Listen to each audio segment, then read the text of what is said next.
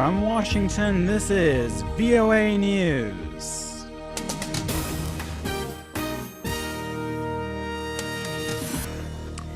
The United States accuses Damascus of failing to stop militants from using Syrian territory as a safe haven. And a U.S. health agency says the number of Ebola cases in West Africa could rise above 1 million. I'm Michael Lipin reporting from Washington. U.S. health researchers say the number of people in West Africa who could become infected with Ebola could rise to as much as 1.4 million by January, unless the epidemic is brought under control. That prediction from the U.S. Centers for Disease Control and Prevention, or CDC, is based on a model that assumes Ebola cases will double every few weeks in Liberia and Sierra Leone.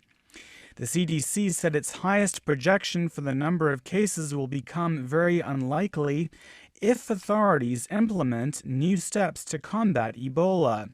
Those measures include creating more Ebola treatment centers and a U.S. pledge to send 3,000 troops to West Africa to support healthcare workers.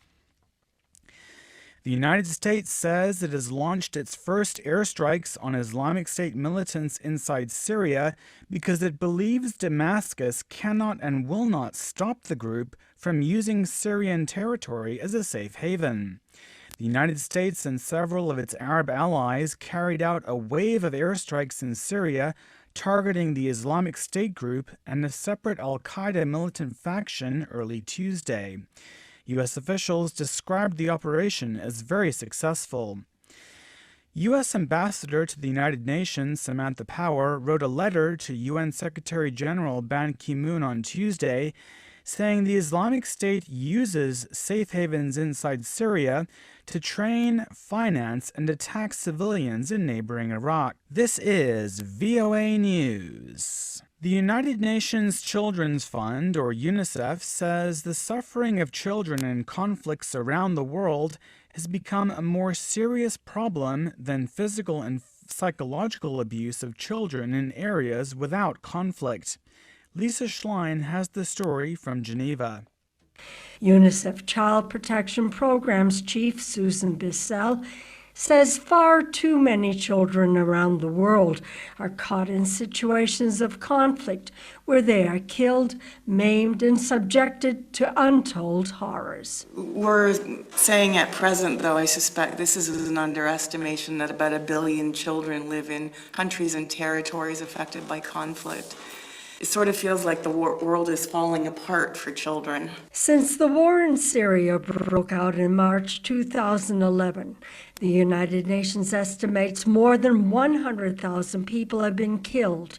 At least 10,000 are children, with many more maimed. Bissell says children have fallen victim to continuous, widespread and systematic violations of international humanitarian law and international human rights law. She says UNICEF tries to ease their pain by providing counseling and tries to protect them by creating so-called child-friendly spaces where children can play and study without fear of having their rights violated. Lisa Schlein for VOA News, Geneva.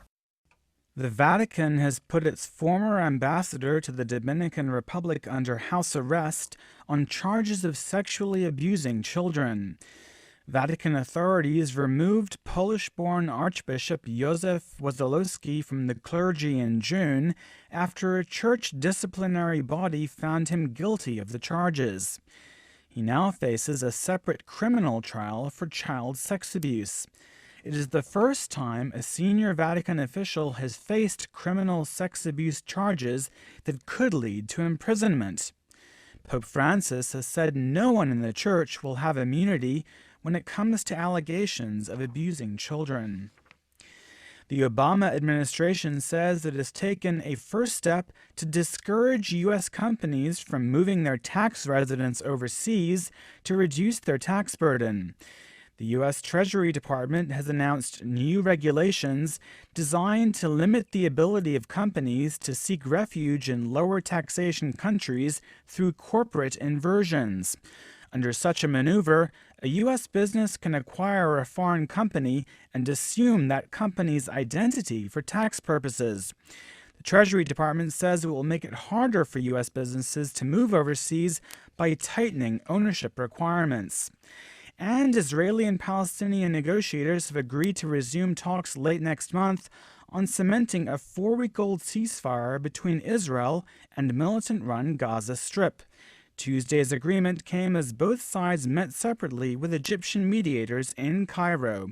I'm Michael Lipin in Washington. That's the latest world news from VOA.